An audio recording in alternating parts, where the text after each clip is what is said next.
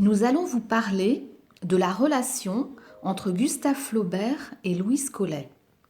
Louise Collet est une femme poète, passionnée et indépendante qui a vécu dans une période très misogyne de l'histoire. Elle tombe amoureuse de Flaubert, qui lui, de son côté, veut se préserver de la passion pour pouvoir consacrer le plus clair de son temps à l'écriture. C'est étrange comme je suis née, avec peu de foi au bonheur, Écrit Gustave Flaubert à son ami Maxime Buchan, tout en lui donnant ce conseil. Prends garde d'aimer trop cette bonne Marthe. La félicité est un manteau de couleur rouge qui a une doublure en lambeaux. Ces mots précèdent de quelques mois la rencontre de Gustave Flaubert avec la poétesse Louise Collet, qui sera son seul amour durable. Quand il la rencontre, en 1846, il a 25 ans. Elle en a 35. Elle est mariée et mère d'une petite fille.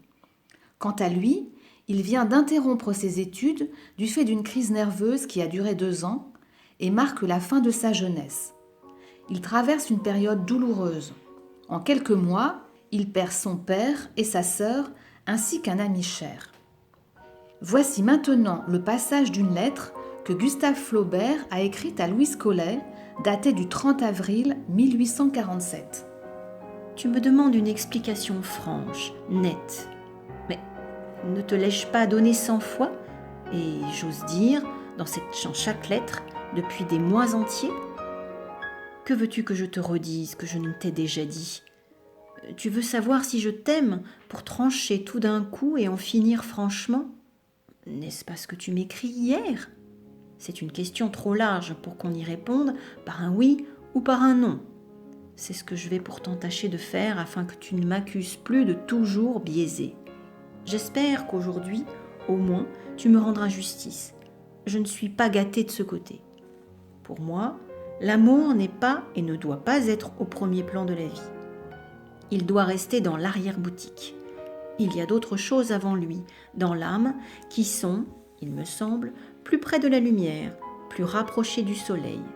Si donc tu prends l'amour comme un mets principal de l'existence, non. Comme un assaisonnement, oui. Voilà qui est dit. La relation entre Gustave Flaubert et Louise Collet est houleuse. Voici un dernier extrait d'une lettre de Gustave Flaubert adressée à Louise Collet en août 1847.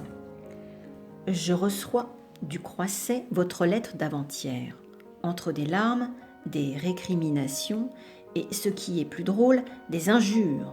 Et tout cela parce que je ne suis pas venue à un rendez-vous que je n'avais pas promis.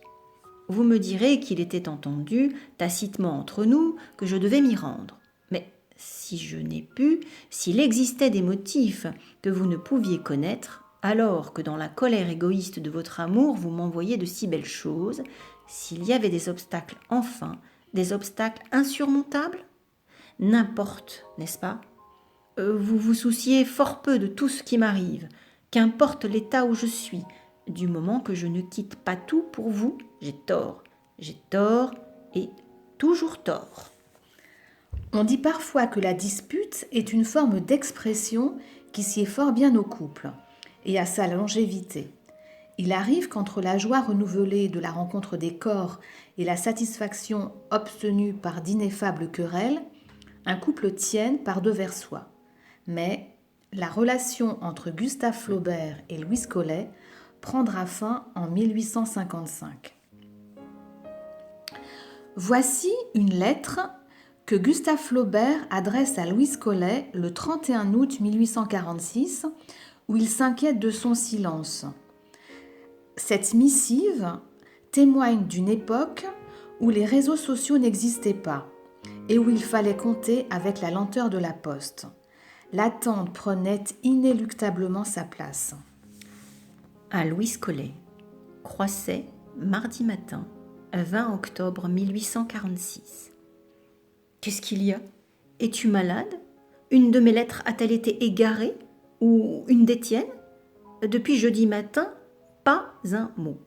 De grâce, réponds-moi de suite. J'ai des inquiétudes atroces. Je suis en proie à 1000 soupçons épouvantables. Je ne sais que m'imaginer ni que dire. Je ne peux pas même t'écrire car je ne sais ce que je dis, si ce n'est que je t'aime, que je t'adore, que je t'embrasse. Voilà 4 grands jours que je brûle d'impatience et d'angoisse. Oh, plus que ça, je t'en prie. Adieu, adieu, 1000 tendres baisers.